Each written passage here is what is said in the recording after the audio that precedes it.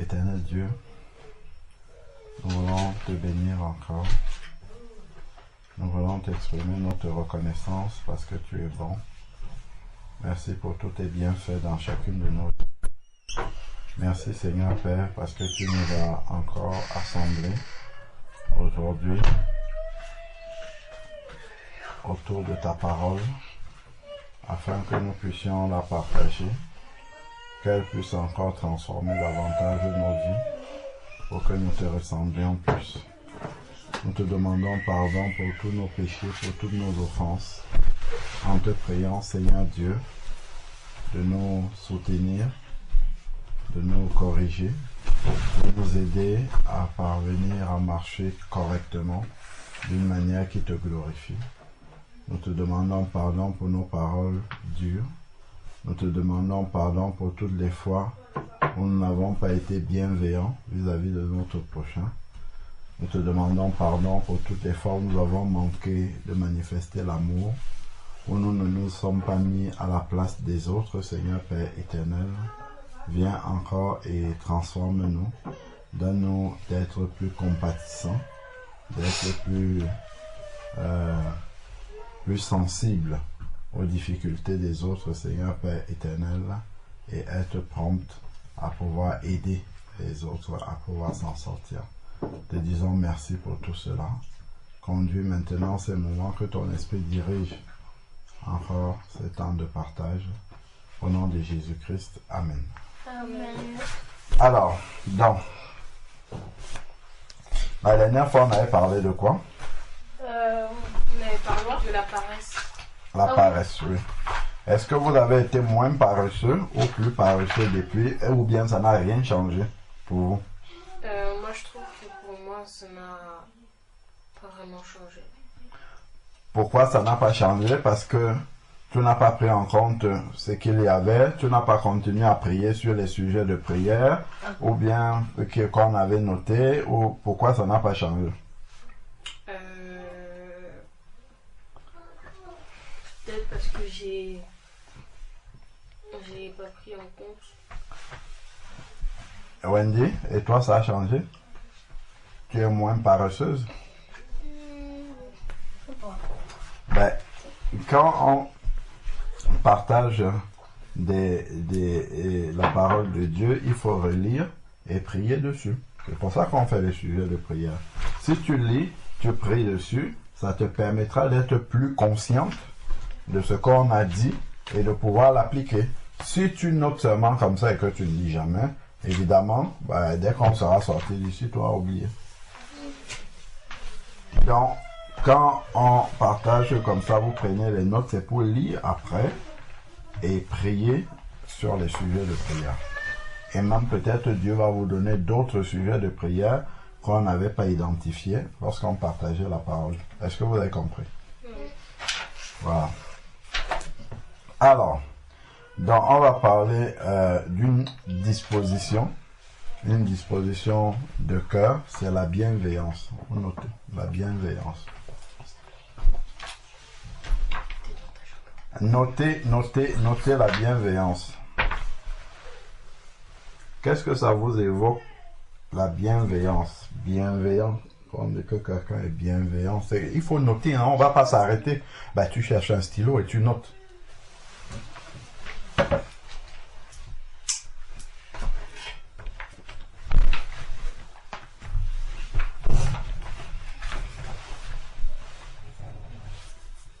La bienveillance.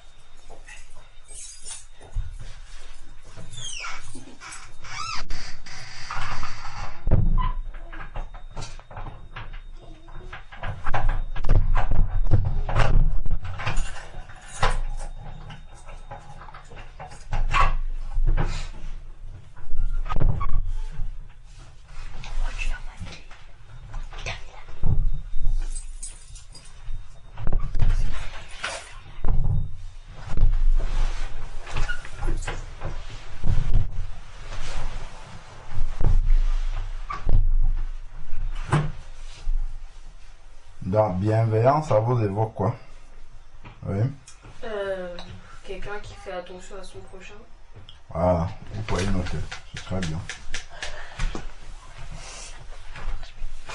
Quelqu'un qui fait attention aux besoins de son prochain. Être bienveillant, c'est avoir des dispositions favorables pour son prochain.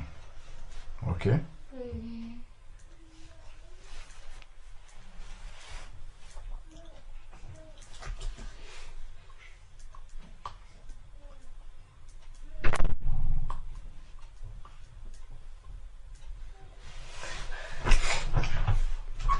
Avoir des dispositions favorables pour son prochain.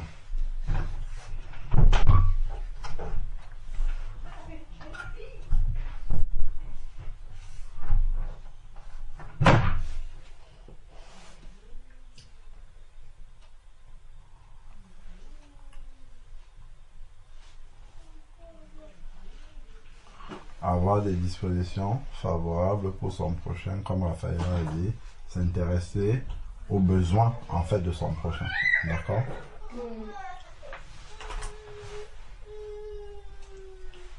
On va dire que cette disposition s'accompagne généralement, cette disposition, mon stylo il marche pas. Cette disposition Il l'aiderait. Donc, un exemple de bienveillance, Raphaëla a dit que c'est David qui avait promis à Jonathan de s'occuper de son enfant, de son petit enfant. Et toi, tu dis que c'est Abel ou Caïn? Abel. Abel, il était bien disposé. Pourquoi? Parce que la Bible, il était bienveillant parce que le temps qu'il cuisinait, il avait dit qu'il pouvait l'aider dans ces tâches-là. Il pouvait aider Caïn dans ses tâches, c'est ça? Oui, c'est ce qu'il avait dit. D'accord. Donc, vous avez cité des cas de bienveillance, c'est vrai. Mais, comme je disais, le premier cas de bienveillance, si on regarde dans la Bible, prenons le livre de la Genèse.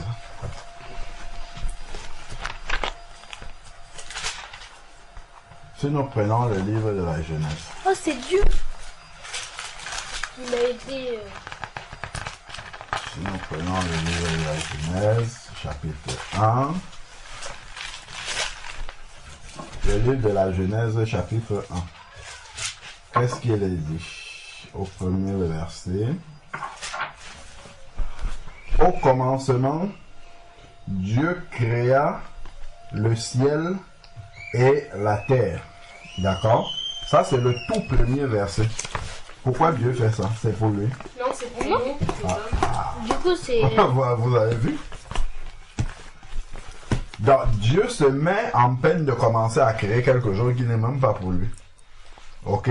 Donc, Dieu est bienveillant. Ok? Il fait attention parce que l'homme va devenir son prochain plus tard. Adam, c'était le prochain de Dieu puisque Dieu parlait avec lui tous les jours dans le jardin d'Éden. Ok? Donc, Dieu a montré le chemin de la bienveillance à l'homme.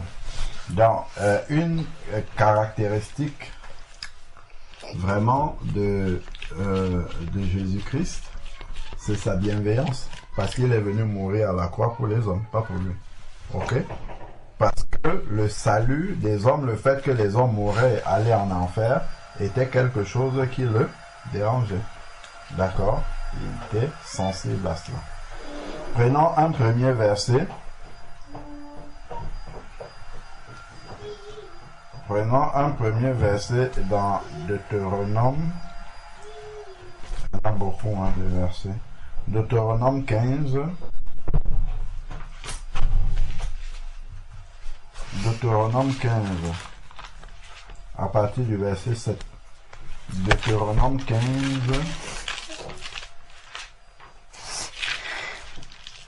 À partir du verset 7.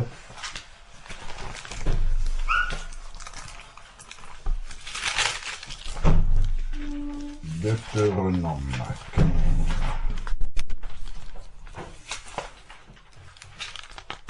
Deutéronome 15 à partir du verset 7. Deutéronome 15 à partir du verset 7.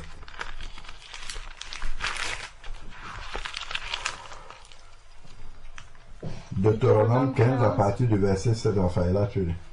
S'il y a chez toi quelques indigents d'entre tes frères, Dans indigent, on peut entendre par là pauvre. Chez moi, c'est pauvre. Ok? Oui, Donc, attends un peu. Qu'est-ce qu'il y a? je ne sais pas encore. Deutéronome 15, verset 7.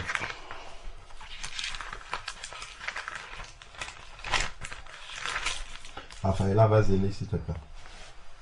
S'il y a chez toi quelques indigents d'entre tes frères, dans l'une de tes portes, au pays de l'Éternel ton Dieu, te donne, tu n'en dois. Relis encore, relis.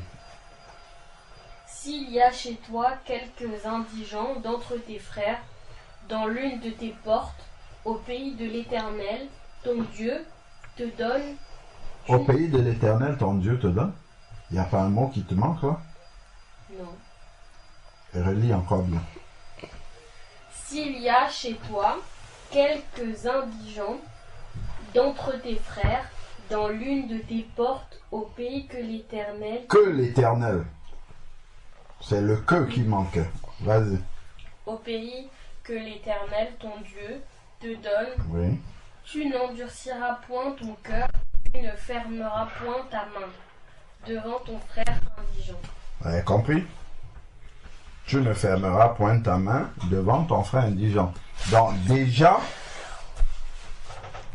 ça veut dire qu'il faut être sensible au fait qu'il soit indigent. Donc il faut déjà l'avoir remarqué. Ok? Donc il faut observer. Observer, toujours observer si l'autre est dans le besoin. Vous notez ça. Pour être bienveillant, il faut faire attention à l'autre. C'est ça? Donc tu dois regarder, est-ce que quelqu'un est dans le besoin? Par exemple, quand tu entres dans un bus, tu entres dans le train, tu entres dans le bus, c'est bien, c'est vrai, tout le monde veut s'asseoir rapidement, avoir une place, moi le premier, mais il faut toujours lever la tête pour regarder, est-ce qu'il n'y a pas quelqu'un qui est plus dans le besoin que moi? Si tu es assise confortablement dans le bus et que tu as quelqu'un en face de toi, qui est une personne âgée, par exemple, qu'est-ce que tu dois faire? Si en face de toi, tu as une femme enceinte, qu'est-ce que tu dois faire? Si en face de toi, tu as quelqu'un qui est infirme, qu'est-ce que tu dois faire? Lui céder la place. Voilà. Mais si tu n'as pas observé, bah, tu ne sauras même pas que ton prochain est dans le besoin. Donc, il faut observer, mais observer avec de bonnes dispositions pour aider l'autre. D'accord? Observer avec un esprit de service.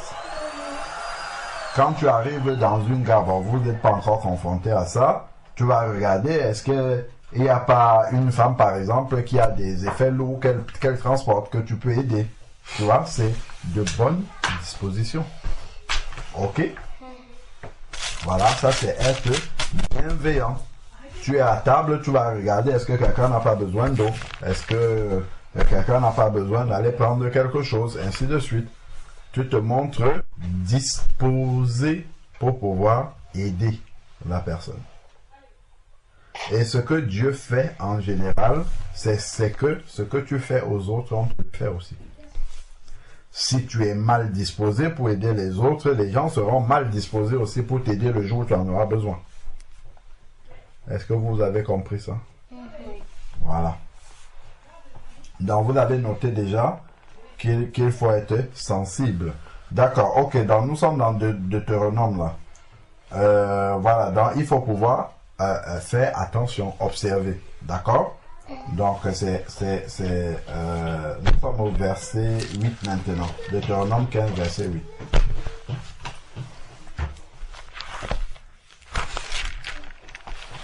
Mais tu lui ouvriras ta main et tu lui prêteras de quoi pourvoir à ses besoins. Voilà. Donc, s'il y a quelqu'un qui est dans le besoin, il faut que tu sois disposé à l'aider, quitte à partager ta subsistance avec lui. D'accord? Voilà. Donc ça, c'est ce que le Seigneur recommande. Bien évidemment, il faut faire aussi attention à ce que l'autre en face ne soit pas un profiteur. Parce que si quelqu'un aussi en face, c'est que tu es généreux, que tu es bienveillant, ainsi de suite, il peut se mettre dans une situation d'être un profiteur. Donc, il essaye de profiter de ta bienveillance pour solliciter toujours que tu puisses l'aider, alors que en réalité, il peut s'en sortir de lui-même. D'accord? Voilà. Donc, il faut vraiment s'assurer que c'est vraiment quelqu'un qui est dans le besoin. Ok. Donc, il dit, tu lui prêteras. D'accord? Et verset 9. Verset 9. Garde-toi d'être assez méchant pour dire en ton cœur, la 7e année, l'année du relâche approche. Garde-toi d'avoir un œil sans pitié pour ton frère indigent et de lui faire un refus. D'accord. Et il ne faut pas refuser si tu as la possibilité d'aider. D'accord? Parfois, on n'est pas dans la possibilité d'aider, mais il faut déjà, observer, avoir la bonne disposition, et si on a la possibilité d'aider, aider. Après. Il crie. Continue, Raphaël. Il crierait à l'Éternel contre toi, et tu te chargerais d'un péché. Ah, vous avez compris? Notez. Manquer de bienveillance est un Péché. Ah. C'est pas moi qui ai dit. Manquer de bienveillance vis-à-vis de son prochain est un péché. Vous notez Deutéronome chapitre 15 verset 9. Verset 9, oui. Il crierait à l'Éternel contre toi et tu te chargerais d'un péché.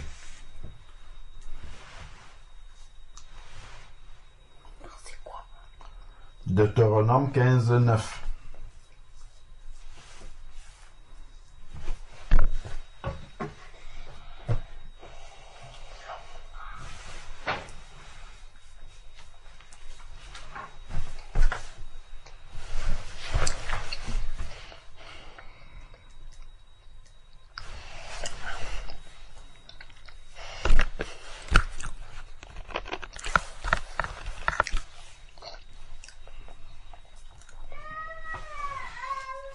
Deutéronome 15, 9, c'est bon? Oui. Donc, il s'agit d'un péché créé à l'Éternel, tu te chargerais. Donc, verset 10.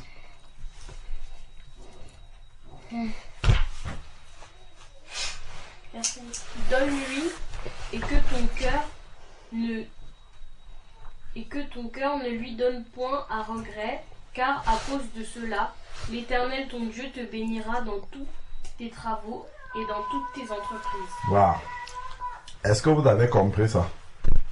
L'essentiel n'est pas de donner ou d'assister son prochain, mais il y a le cœur, la disposition du cœur.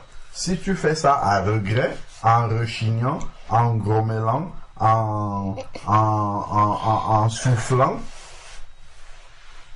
ça, pour le Seigneur, c'est comme si tu n'avais pas fait, donc tu es dans un péché, il faut le noter. La disposition de cœur, lorsque nous manifestions la bienveillance, est importante. Pardon. Non, on va dire la disposition de cœur avec laquelle nous sommes bienveillants. La disposition de cœur. La disposition de cœur avec laquelle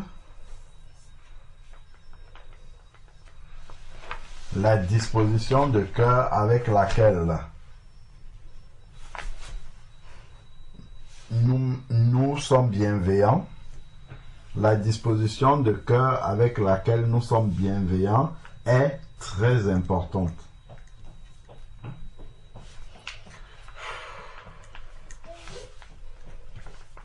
La disposition de cœur avec laquelle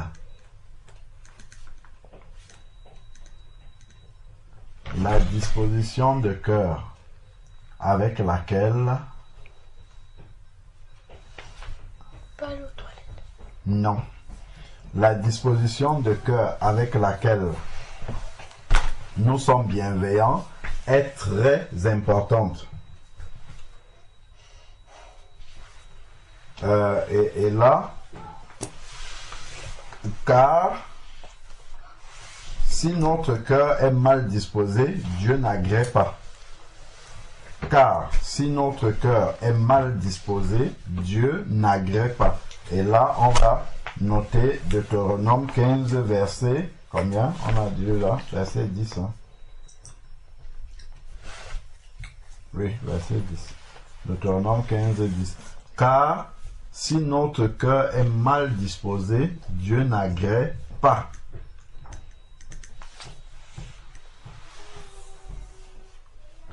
Ça sert à rien de donner quelque chose à quelqu'un et puis derrière, ouais, ben lui, il avait qu'à avoir son je sais pas quoi, ah ben lui, il n'avait qu'à faire ceci, ainsi de suite. Mais on l'a aidé, mais derrière, on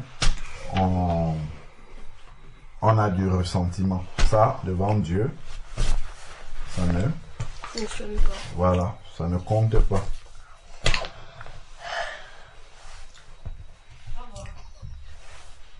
C'est bon? Allez.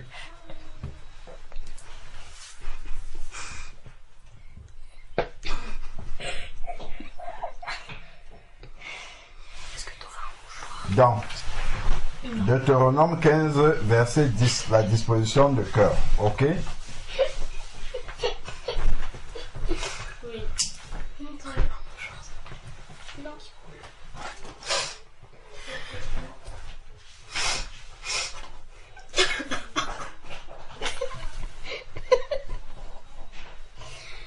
peux aller aux toilettes. Non. Mais c'est vraiment vite. J'ai pété même.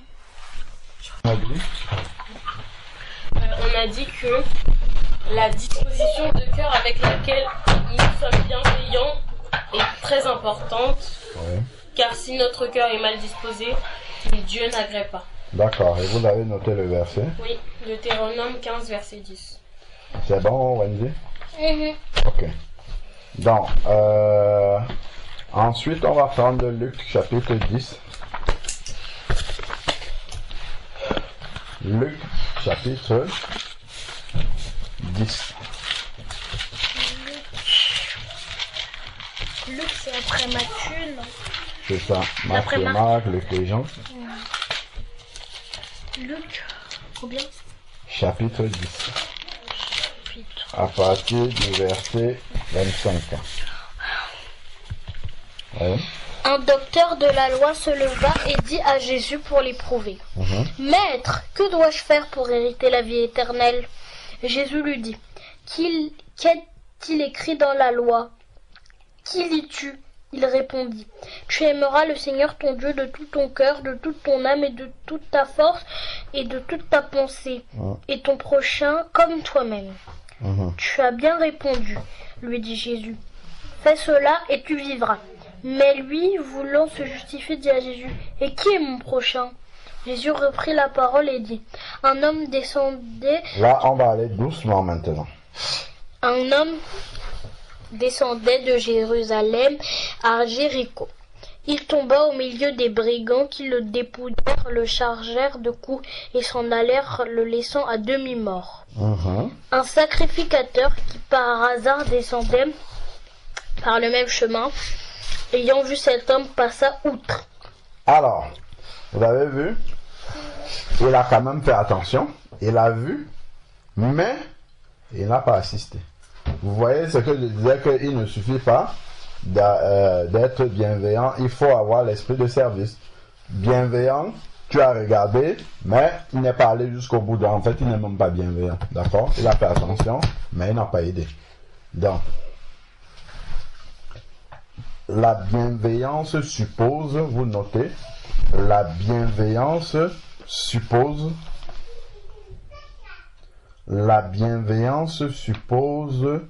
que l'on réponde aux besoins de l'autre, d'accord?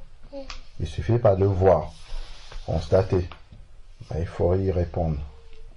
La bienveillance suppose de répondre aux besoins de l'autre, l'assister autant qu'on peut. Ça ne veut pas forcément dire qu'on va pouvoir régler son problème, mais on va faire du mieux qu'on peut. Ok? La bienveillance suppose la bienveillance suppose de répondre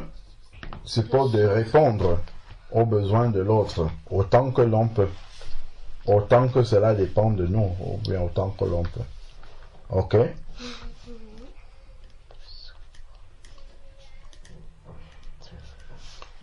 Et là, vous allez noter Luc 10.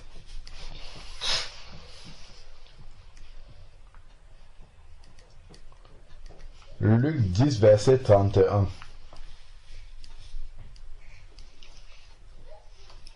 Luc 10, verset 31. Le sacrificateur qui a vu, l'homme, vous notez pas, le sacrificateur qui a vu l'homme blessé et qui est passé outre n'a pas été bienveillant. Ok, vous notez. Luc 10, verset 31. Le sacrificateur n'a pas été bienveillant car, ayant vu quelqu'un qui avait besoin d'assistance, il l'a laissé. Vous notez. Le sacrificateur, vous avez noté Luc 10, non? Verset, parce qu'après, quand vous allez relire, j'espère bien que vous allez relire, vous allez vous demander, mais pourquoi le sacrificateur n'a pas été bienveillant? C'est à cette question-là que l'on répond.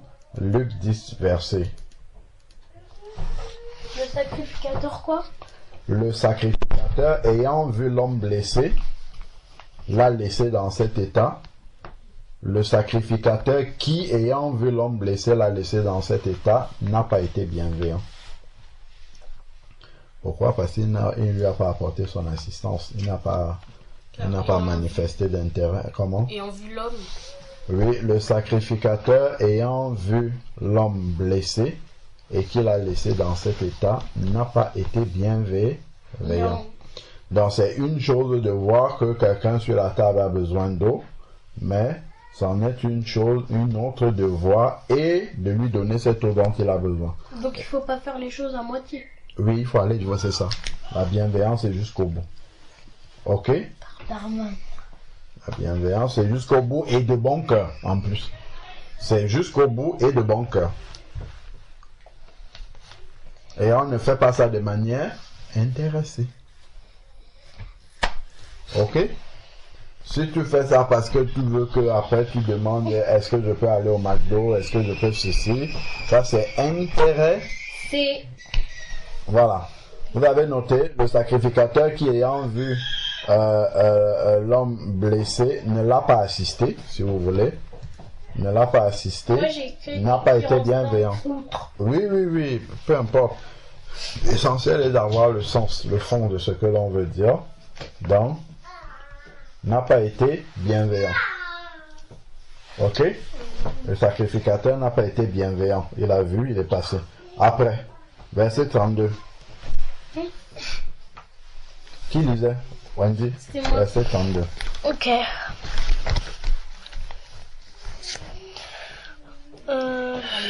Verset 32. Un lévite qui arriva aussi dans ce lieu, l'ayant vu, passa outre. Voilà. Bon. Le lévite a vu et il est passé outre. Si à la limite il n'avait pas vu, d'accord? Ce n'est pas un péché, mais là ils ont vu et ils sont passés. D'accord? Donc ils ont refusé d'assister cette personne. Donc, on va toujours avoir des excuses. Ah, j'ai pas de temps, je n'ai pas ci, je n'ai pas ça. Mais ils étaient en capacité de prendre un peu de temps, même pour lui dire, ah, qu'est-ce qui t'est arrivé? Est-ce que ça va? Hein? D'accord? Et ça, c'était une parabole, n'est-ce pas, de Jésus? C'est une parabole dans laquelle Jésus donne des leçons aux personnes. Alors, donc, le Lévite a fait pareil aussi. Donc, vous pouvez noter, là où on avait noté, Luc 10 verset Luc 10 oui on avait dit verset combien? 31 vous notez tiret 32 parce que le Lévite il a fait la même chose. Verset 33 commence par mais la conjonction mais ça introduit quoi? Ça veut dire que quelqu'un d'autre est passé. Sans m'expliquer, le mais simplement de manière générale en français introduit quoi? Introduit que quelque chose après va se passer en sens contraire. Voilà, introduit une contradiction, très bien. Donc, introduit une contradiction. Donc, mais, qu'est-ce qui se passe? Verset 33, vas-y. Verset 33. Mais un Samaritain qui voyageait étant venu là fut ému de compassion lorsqu'il le vit. Vous l'avez vu? La première réaction de celui qui est bienveillant, c'est quoi? La compassion. Vous notez. La quoi? La compassion? Oui, il a été ému de compassion, c'est-à-dire que il s'est mis en peine pour l'autre, d'accord? Donc, vous allez noter que la compassion accompagne généralement la bienveillance. Compatissant, c'est-à-dire qu'il se met à la place de l'autre. Ok? Donc, la compassion accompagne généralement la bienveillance. D'accord? C'est-à-dire compatir, quand on dit compatir au malheur de l'autre, si tu te mets à sa place. Ok?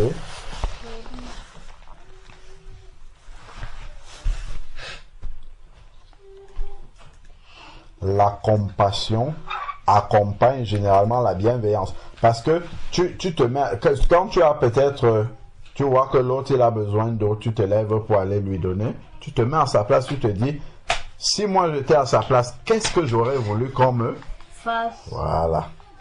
Vous avez noté que la compassion accompagne souvent la bienveillance. Tout comme l'esprit de service, on l'a dit quelque part, non? Oui. Voilà, donc vous notez le verset. Deutéronome 10, verset 33. La compassion qui accompagne la bienveillance. Verset 33. Ensuite, que dit le 34? Il s'approcha et banda ses plaies en y versant de l'huile et du vin, puis il le mit sur sa propre monture, le conduisit à une hôtellerie et prit son soin de lui. Arrête-toi. Il s'approcha. D'accord? Il n'est pas resté loin. Il s'est approché. Quand tu t'approches de quelqu'un, ça veut dire vraiment que tu te mets à la place de l'autre. D'accord? Tu te mets vraiment en peine pour lui. Il s'est approché de cette personne-là. D'accord? Pour manifester cette compassion-là. Donc, il s'approcha. Donc, il s'est approché. Et ensuite, qu'est-ce qu'il a fait? Il n'a pas juste parlé, il a posé un acte. Il banda ses plaies. Donc, il faut noter. La bienveillance s'accompagne des actes concrets. D'accord? On n'est pas juste bienveillant en parole. La bienveillance, vous notez, la bienveillance s'accompagne des actes concrets. Il ne faut pas juste constater que mon prochain il a besoin de ça et puis je le sais et puis je m'arrête là. Non, je dois aller au bout. Ok? La bienveillance s'accompagne. La bienveillance s'accompagne d'actes au pluriel concrets. Et là, vous allez noter Deutéronome 10, verset 34.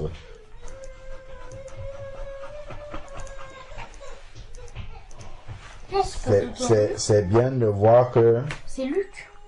Luc 10. Oh là. J'ai dit quoi?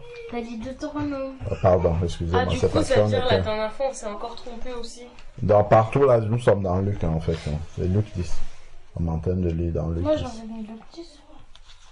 Enfin, oui, pour là. la compassion accompagne généralement, c'est lui qu'on a mis du Deutéronome. Ouais, c'est Luc 10 toujours. Alors, nous sommes en train d'étudier Luc. Excusez-moi.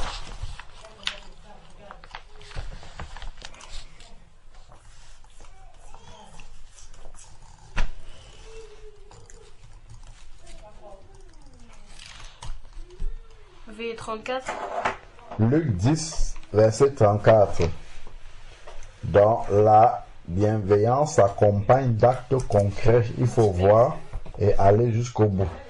D'accord? Il faut aider en manifestant des actes concrets. Ok? Après, qu'est-ce qu'on a encore?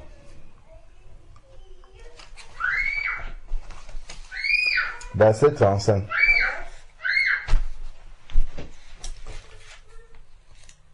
Le lendemain, il tira 2 deniers. 2 deniers. Ah oui, pardon. Il tira 2 deniers, les donna à l'hôte et dit: aie soin de lui, et ce que tu dépenseras le plus, je te le rendrai à mon retour. Vous avez vu?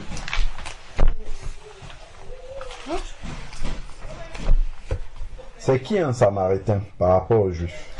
Ouais. C'était les ennemis des Juifs. Voilà, bon, non seulement c'était des Juifs, mais qui étaient considérés comme des Juifs corrompus. C'est-à-dire des Juifs qui n'étaient plus, parce qu'ils s'étaient mélangés à des païens, c'était considéré comme les Juifs païens. Et Jésus met en lumière le fait que tu es un sacrificateur qui est censé être un enfant de Dieu et un lévite aussi, parce que eux, c'est vraiment ceux qui servaient Dieu dans le temple. Et eux, ils n'ont pas eu compassion de quelqu'un, et quelqu'un qui est censé être un païen, c'est lui qui a compassion. D'accord? Donc bien souvent, les personnes qui ne connaissent même pas Dieu ont plus de compassion que ceux qui connaissent Dieu, malheureusement. Est-ce que vous avez compris? Donc nous devons faire bien attention à cela, à manifester là de la compassion. Donc ensuite, il va même jusqu'à payer de son argent pour l'autre. Donc il prend vraiment soin de l'autre comme si c'était lui-même. D'accord? Ça c'est vraiment aimer son prochain comme soi-même. Ok? Il fait à l'autre ce qu'il aurait aimé qu'on Lui fasse. Voilà. Verset 36, c'est quoi? Lequel de ces 3 te semble avoir été le prochain de celui qui était tombé au milieu des brigands? Il répondit: c'est celui qui a exercé la miséricorde envers lui. D'accord? Celui qui a exercé la miséricorde, donc qui a posé un acte pour aider l'autre. C'est ça la bienveillance, ok? C'est celui que Jésus lui dit: va, toi, et toi, fais de même. Ok? Va, toi, et fais de même. Quelle était la question au début qui a été posée à Jésus pour que Jésus raconte tout ça? Comment avoir la vie éternelle? Ah, vous avez compris? Mais la vie éternelle. La bienveillance est la clé pour avoir la vie éternelle. Est-ce que vous avez compris? C'est très important. C'est bien de connaître Jésus, tout ça et tout, mais si les actes ne suivent pas, ne montrent pas qu'on connaît Jésus, parce que les Lévites et tout ça là, les sacrificateurs, ils connaissaient Dieu, vous avez vu, mais ici là, ils n'ont pas posé des actes qui montrent qu'il y a Dieu dans leur cœur. Parce qu'on peut connaître Dieu de manière intellectuelle, c'est-à-dire que ça reste dans nos têtes, on connaît les versets et tout, mais appliquer maintenant dans la vie, être bon envers les gens, être serviable envers les gens, être disposé à être compatissant pour les gens, on ne l'a pas, ça ne nous sert à rien de connaître Dieu, ok? Parce que connaître les versets bibliques, tout ça, si c'est qu'on ne les applique pas, si c'est que notre cœur n'est pas transformé par ces versets-là, en fait, tout ce que nous connaissons de la parole de Dieu ne nous servira à rien. On n'aura pas la vie éternelle. Est-ce que vous avez compris? Dans la question qui lui avait été posée, c'est comment avoir la vie éternelle. Ok? Et il a raconté ça. Donc, être disposé, se mettre en peine pour les autres, la compassion, la miséricorde, tout cela, c'est ça, avoir la vie éternelle. S'il n'y a pas des actes concrets qui accompagnent le fait de connaître Dieu, pas de vie éternelle. Donc, vous notez, en conclusion, la bienveillance est la clé de la vie éternelle. Est la clé pour obtenir, pour avoir la vie éternelle. Ok? Vous notez, la bienveillance est la clé pour avoir la vie éternelle. Et je vais terminer. On va lire un verset pour finir. On va lire un verset pour finir. Matthieu, je pense, 7, verset 12. Si je me trompe pas. Matthieu 7, verset 12. Qu'est-ce qui est écrit? On va finir par là.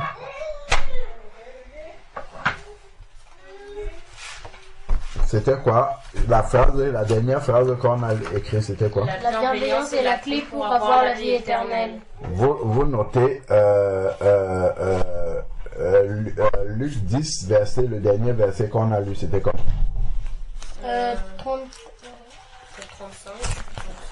Luc 10, on revient pour avoir le bon verset, parce qu'après, je suppose que vous allez relire.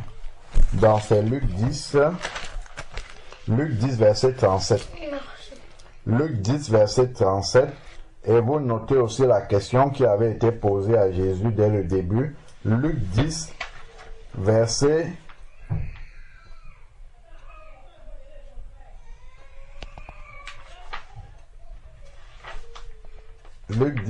37. Oui, on va laisser Luc 10, verset 37.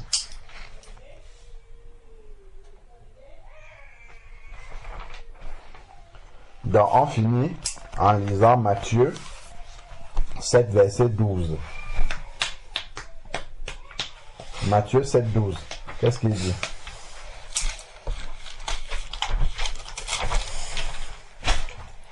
Tout ce que vous voulez que les hommes fassent pour vous, faites-le de même pour eux, car c'est la foi et les prophètes. C'est la foi? Lis bien. Car c'est... Tout ce que vous voulez que les hommes fassent pour vous, faites-le de même pour eux, car c'est la loi et les prophètes. Donc, c'est ça le résumé de toute la parole de Dieu. Ce que tu veux que l'on fasse pour toi, il faut d'abord que tu le fasses pour les autres. Est-ce que vous avez compris ça? C'est très important. Ça, là, ce que nous venons de dire, c'est la clé d'être un enfant de Dieu. Si on n'a pas ça, c'est qu'on n'est pas un enfant de Dieu véritable. Même si on connaît les versets bibliques, même si on connaît tout, si on ne peut pas faire aux autres ce que nous aurions aimé qu'ils fassent pour nous, c'est que nous n'avons pas encore reçu dans notre cœur véritablement le Seigneur. Parce que le Seigneur, quand il vient dans notre cœur, il vient avec cet amour-là qu'il dépose en nous. D'accord? C'est quoi les sujets de prière? Que tu nous aides à être bienveillants. Sujet de prière. Que Dieu nous aide à être bienveillants envers notre prochain.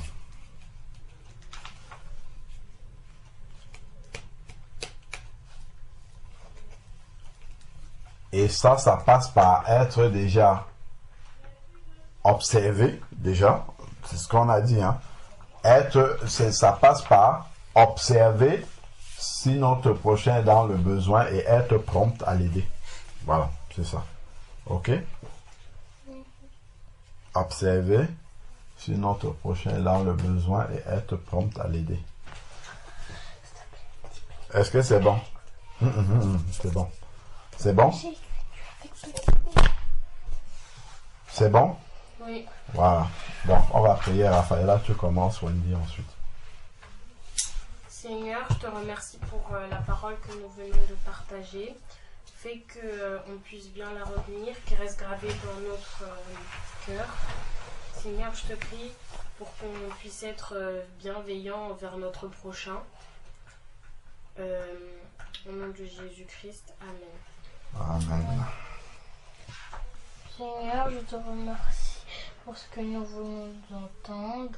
Fais que nous puissions, que cette parole ne s'envole pas.